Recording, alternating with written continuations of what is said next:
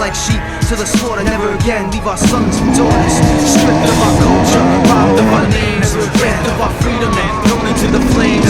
Forced from our families, taken from our homes, pulled from our God and everything we own. Never again. Some fled through the rumors of wars, but most left for dead. Few escaped to the shores, but just one loaf of bread.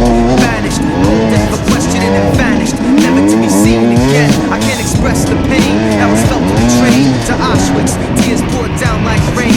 Naked face to face with the master race, hatred, blood of David. My heart belongs to God and stays sacred. Rabbis and priests, disabled individuals, the poor, the scholars, all labeled common criminals. Mass extermination, total annihilation. Shipped into the ghetto and prepared for liquidation. Tortured and starved, innocent experiments stripped down and carved up, gassed to death the last hour. I smell the flowers, flashbacks of family then sent to the showers. Powerless, undressed, women with babies pumped tight to their chest, crying over the gas dying. Another life lost, count the cost. Another body gas burned and tossed in the Holocaust. Never again shall we march like sheep to the slaughter. Never again leave